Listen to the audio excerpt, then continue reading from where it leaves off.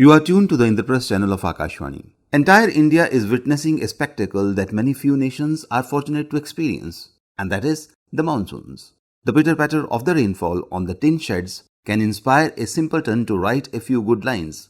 But how about the versatile writers? In our English Talks chunk, Dr. Guntasha Tulasi is going to unravel the magic of monsoons as is created by the men of word in a talk entitled Monsoons in English Literature. Over to Dr. Guntasha Tulasi. Good evening, everyone.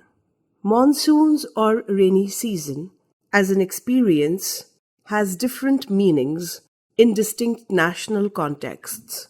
In a cold Nordic country, it offers a respite from the dense cold. In the deep south, it sustains countryside and coastal life. And in tropical countries like India, monsoon clearly becomes a way of life, a sustenance, and a means of adaptability to forces of nature. Like every social and cultural strand, literature is no exception in capturing the nuances of changing seasons and life-altering weather cycles. Monsoon time in the Indian subcontinent has been a subject of emotion since antiquity, and texts, narratives, and discourses have explored various means and ways of representing it. What makes this doubly fascinating is the intricate blend of mythology, literature, and folktale in the Indian context. The representation of Lord Indra, for example, in our grand epic the Mahabharata, has been synonymous with fertility and power, which was endowed with the capacity to transform the barrenness of Khandavprasth into the fertility of the kingdom of Indraprasth. The emotions and feelings associated with monsoons and rains are reflected at all levels in ancient and medieval literature, from characters and situations in drama to the rural songs and folkloric traditions comprising the Bhakti tradition of recitation and reverence. The advent of Indian English literature occurred primarily with the arrival of the British, mainly during the 19th century. Bankim Chandra Chattopadhyay, born 1838, often considered also to be the first seminal Indian English novelist, frequently utilized rain as a significant backdrop to his fiction. The most important example of this has been consistent tension built into possibly his most well-crafted work of fiction, Anandamath. The plot develops around the theme of rain and famine. The story, the situation, and the characters derive deeply from the scarcity prevalent due to lack of rain in the Bengal countryside.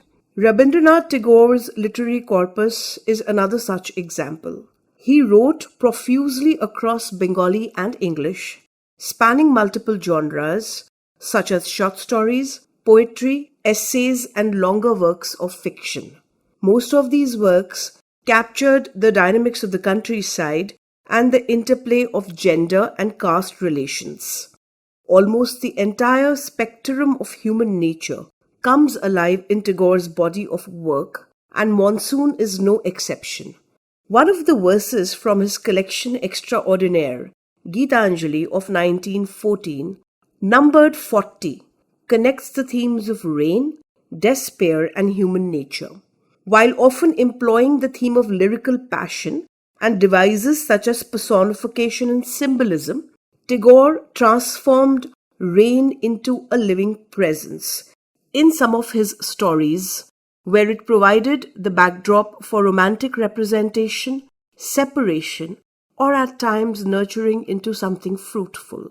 The monsoons continued to remain an equally important theme of exploration for the courageous literary output, which was the result of the first significant efforts made in Indian English writings during the 1930s and the 40s and the years leading to partition, thereby generating a body of literature which utilized rain to focus on horrors of communal divisions and atrocities integral to irrational migration across borders and territories.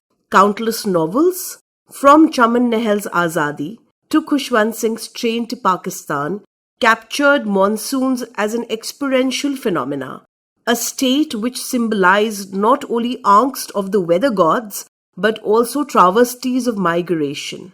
As stated on pages 98-99 from the Penguin edition of Khushwant Singh's Train to Pakistan, rain, in its role of flooding river Sutlej, actually becomes a carrier of mutilated and chopped bodies of Sikhs and Hindus, thereby coming to depict brutality and horrors of partition of the subcontinent.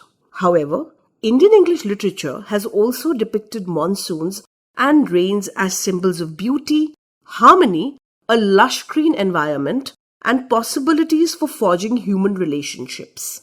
Ruskin Bond's fiction, composed mainly between the 1950s to the present day, is one such example.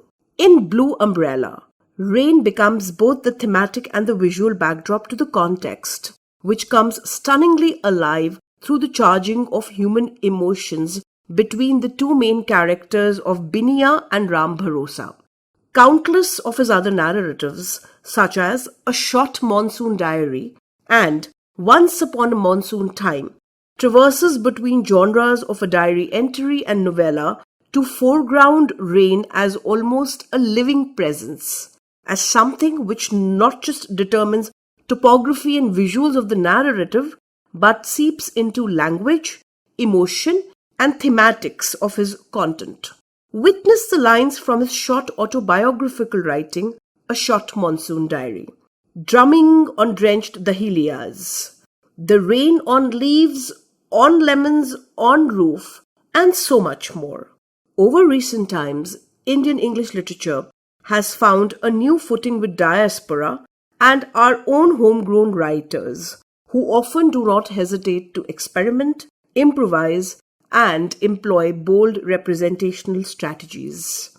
Arundhati Roy's masterpiece of a novel, God of Small Things, 1997, and Geeta Hariharan's magnificent short story, The Rainmaker, published in the Zuban Anthology of 2006, are two prime examples of the same. In Roy's novel, rain is associated with environmental and contextual aspects, coming to signify both oppression and liberation. The downpours in the village of Ayamanam highlights fluidity and foreboding. Rains constitute a significant backdrop to the relationship between Amu and Velutha, highlighting the misty beauty of pure love and the dangers of grave societal transgression. In Geeta Hariharan's The Rain, the visual and oral aspects of rains and monsoon are associated with dynamics of a ghost story, where the narrator's grandmother and her presence are linked to both haunting and enchanting representations of rain. Amitav Ghosh, too, in his numerous works of fiction, which grapple with issues such as environmental disasters, climate change, and human suffering, represents rainfall and the monsoon as both a backdrop and a critical thematic component in his discourses and character layering. Theatre, too, hasn't been bereft of the depiction of monsoons, with performances of Kalidasa's Meghadutam and Girish Karnad's Fire and the Rain often enlivening the stage with lively depictions of rains, which usually assumes a symbolic and a meaning-based dimension through revelations on character and plot. Monsoons, then, as can be seen from the above examples and charted trajectories, has been a keen mood, a sensory experience, a thematic tool, and a crucial representative strategy in Indian English literature and across its genres, from novels to theatre and poetry. None of the genres in Indian English literature has been bereft of memorable representations associated with rains and its accompanying visuals, meanings, metaphors, and symbols. Thank you. Monsoons in English Literature. That was a talk by Dr. Guntasha Tulsi. This broadcast came to you from the Indraprasth channel of Akashvani.